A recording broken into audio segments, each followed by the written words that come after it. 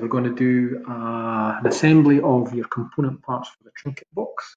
So what I've done is I've opened up all my parts and I've just minimized the screen. So just let me explain that. Okay, so if you've got your parts open, all you have to do is hit the wee minimize button and that will keep your component parts open. So we're looking to have pin, we're looking to have your base, and you're looking to have your top. Okay, all open. Now, to start, you need to do File, New. We usually go Part, okay, but in this case, we're going to go to Assembly and click OK.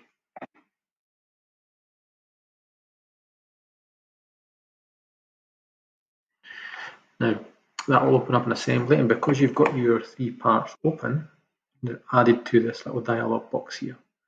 And what we can do is we can click on them. I'm just going to hold the Shift button as well.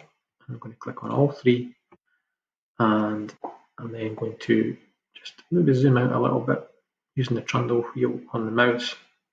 And I'm just clicking in this workspace. So there's my base, there's the pin, and there's the top. Okay.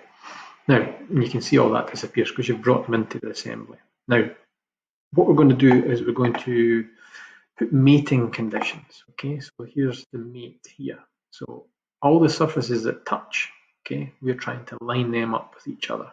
So we just think about that first. So what we'll do is we'll do the pin first. So I'm just going to click on mate here. And the first thing you would do with this pin is you would try and get it in the hole here. So what we're going to do is we're going to select the surface around about this edge here, and then the corresponding surface that would touch on the other part. Okay, I'm going to click on that. Now you can see that's popped that in there, but you can see there's a wee gap at the bottom there. I'm just going to say OK to that. So when you get one mating condition done and you're happy with it, just tick it. Now what I'm going to do is I'm going to pull that out just to show you that it's not constrained this way. What we need to do is we need to make sure that that's on the bottom of the hole there. Okay, so I'm just going to tilt my Trinkit box, and I can use the cursor keys to do that until I can see the bottom of the hole, and I'm going to select that surface. Now make sure you have got that surface. You can do silly things like you think you've got the surface but you've actually got the edge. Okay, what we want is the surface. You can see the little icon next to the cursor key changes. So there's a little line there in blue next to the cursor key.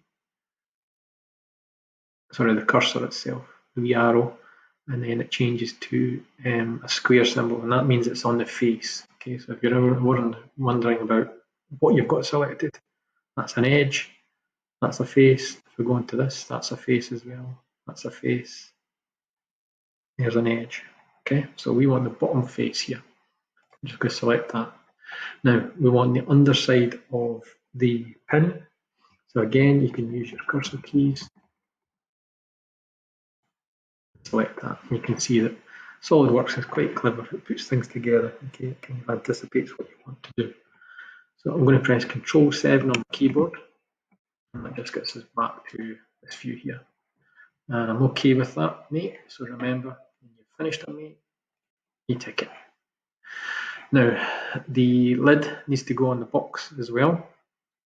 So what we're going to do is we're going to constrain this surface here, this surface here, and tick it. And we'll be able to move that about, but you can see it can move up and down as well. So there's one more constraint to put onto it, and that is between this top surface and that surface, and then tick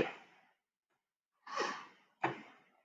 Now at that stage I'll be able to hinge that. So if you were making this model and you wanted to test it before you actually went into manufacture, this is something you would do. So you would actually make the model, put it together, see if it's working. We can test things like the clearance and make sure it's going to miss that. Yeah, we did that with our card model. This is a good example of how you would use a three-dimensional model to test whether something works, and that would save you a lot of money before going into manufacture. So I'm just going to leave it open because there's things I want to do here. Now, I'm going to save that. I'm going to save that into the directory space before we do anything else.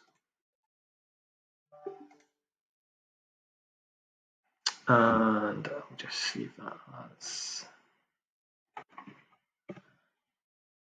25. Same.